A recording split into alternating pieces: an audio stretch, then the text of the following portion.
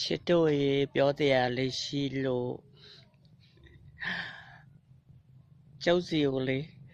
တတိုးသားရဲ့မအေကလွတ်လိုက်လို့တဲ့တတိုးသမီးမအေကလာတယ်မိတ်ကပ်ပွဲငှားအောင်တဲ့မင်္ဂလာဆောင်မိတ်ကပ်တဲ့အဲ့တော့ဈေးနှုန်းလေးတွေပြောပါဆိုပြောပြပြီးသွားအောင်ဝစ်စုံငှားဖို့ဝစ်စုံချုပ်နိုင်မှုနဲ့ငှားဖို့ရှိသေးတယ်တော့အဲ့ဒါဘလောက်ရှိတယ်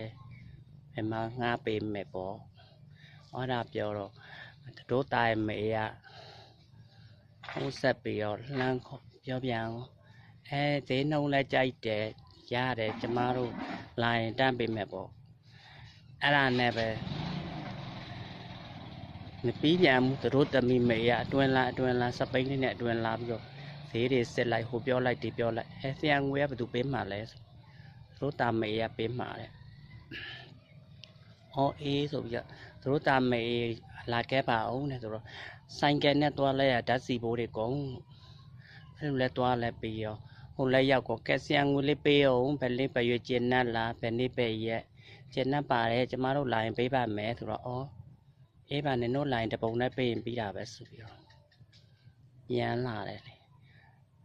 နောက်ရက်လက်ကြောင်မင်္ဂလာဝေးသေးတာ哦တို့တာရဲ့မေရ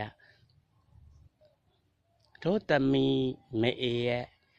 ဖေရဲ့မျိုးကအမျိုးကအလကားလာပြင်ပေးလို့တဲ့အဲ့ဒါကိုမခေါ်တော့ကျမကိုလည်းဒီပါပြက်တယ်ညာပြက်တယ်တယောက်မတက်တယ်လို့ဘာလို့ပြောပြီးတော့ပြီးလက်ပြီးရော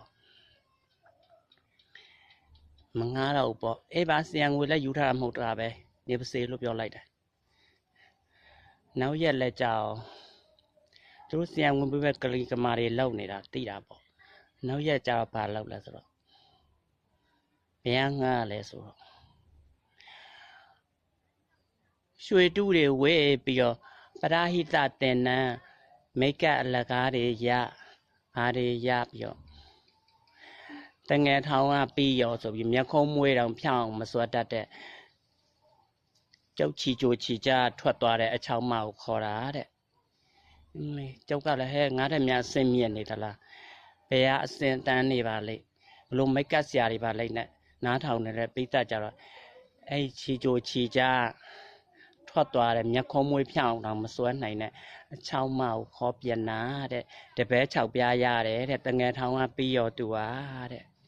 အဲ့တော့မှတ်ထားကြချစ်တို့ရေမိတ်ကပ်ဆရာရဲ့ဘဝလည်းအောင်နေရှုပ်ဖို့ကောင်းတယ်လားမရားကြပါနဲ့လို့ပြောချင်လို့မရားကြ